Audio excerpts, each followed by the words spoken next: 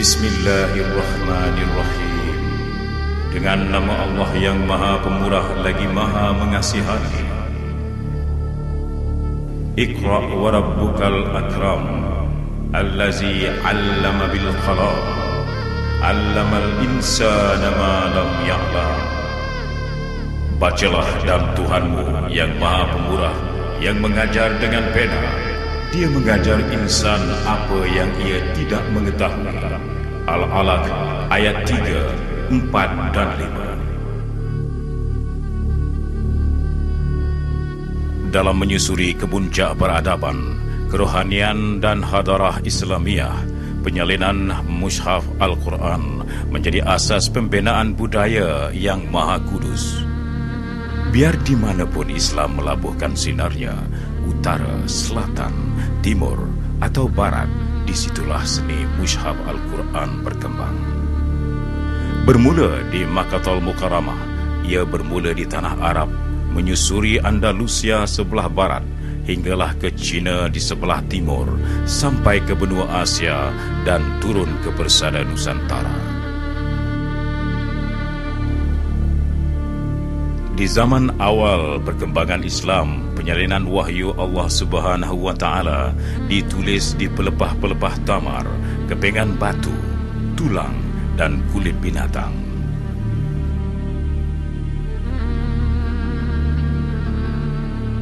Budaya penyalinan Al-Quran terus berkembang setelah kewafatan junjungan besar Nabi Muhammad sallallahu alaihi wasallam. Al-Quran disalin begitu indah sehingga lahirlah mushaf pertama di zaman Saidina Abu Bakar As-Siddiq. Ia meniti puncak kecemerlangan dalam kurun ke-14 Masihi pada zaman pemerintahan Sultan Sya'ban di Mesir.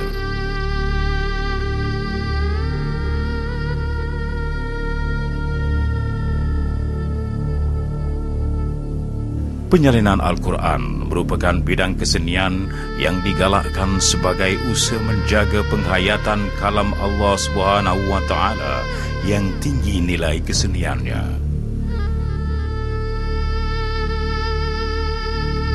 Budaya ini melahirkan pelbagai gaya tulisan unik, indah dan mempunyai ciri kekuatannya yang tersendiri. Sehingga kini, khat nasakh masih digunakan secara meluas dalam penyalinan Al-Quran walaupun berlalu lebih dari 1000 tahun.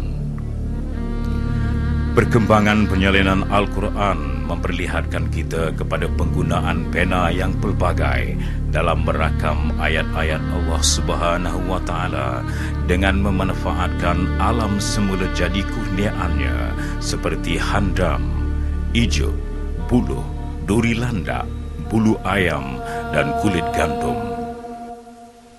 Salli ala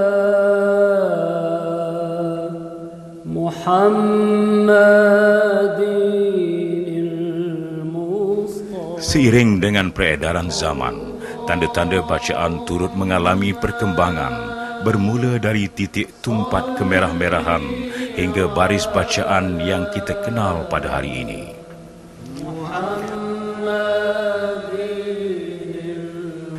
Kitab suci Al-Quran beriluminasi indah tidak hanya berkembang di dunia Arab, malah dunia Melayu telah menerima kehadirannya sejak Islam mula bertapak di alam Melayu.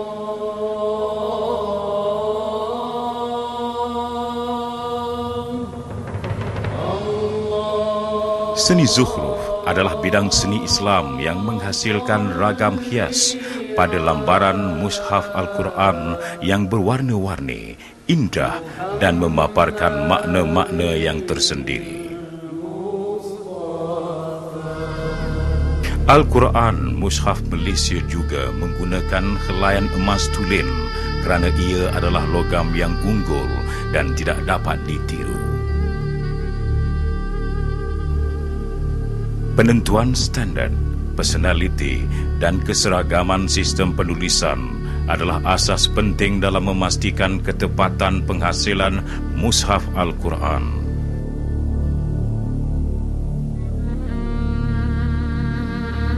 persetujuan daripada Lajnah Resam Al-Quran Mushaf Malaysia dijadikan sebagai garis panduan asas penyalinan.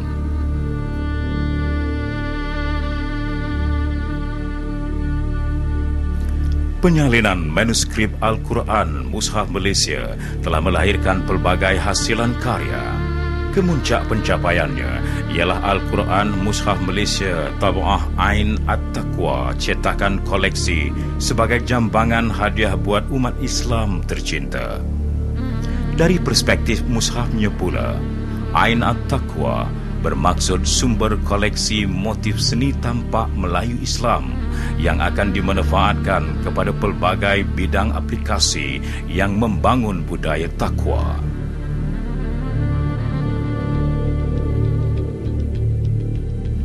Kejayaan ini menjadi contoh kecemerlangan umat Islam dalam mencapai hasanah di dunia dan hasanah di akhirat.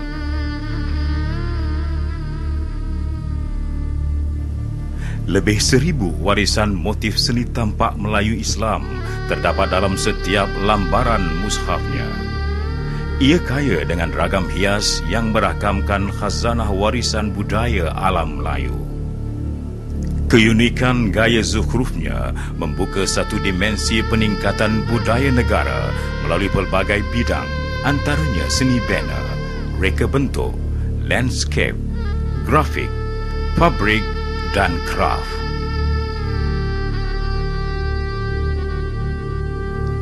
Al-Quran Mushaf Malaysia Tab'ah Ain At-Taqwa yang pertama dibuat seumpamanya di Malaysia memiliki kualiti cetakan mushaf yang terbaik pernah dihasilkan.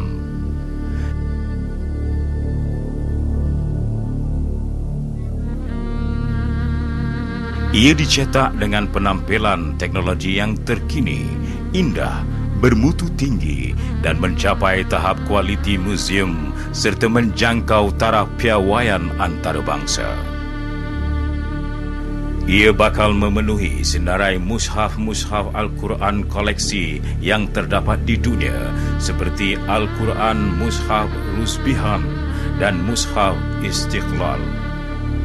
Ia hanya diterbitkan sekali sahaja dengan bilangan terhad 3,000 naskah dan setiap satu mempunyai nombor siri yang khusus. Setiap naskah yang diperolehi sama dengan nilai gagasan pembangunan budaya mumtaz yang diperjuangkan oleh Yayasan Restu. Ia merangkumi pengembangan kompleks Nashrul Quran Antarabangsa, Riyadh Fanel Islam, projek terjemahan dan tafsir, pusat percetakan dan penyebaran Al-Quran, pembangunan Kolej Restu, penggalian sumber ilmiah dan pemikiran seni Islam, pembangunan pelbagai produk, kraft dan hiasan seni Islam.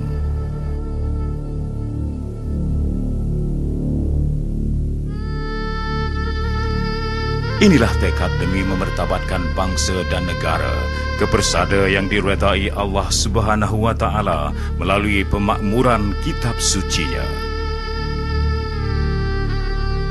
Maksud firman Allah Subhanahu wa Ta'ala, sesungguhnya Al-Quran ini memberikan petunjuk kepada jalan yang lebih lurus dan memberi kabar gembira kepada orang-orang yang beriman yang mengerjakan amal kebaikan bahawa bagi mereka ada ganjaran yang besar.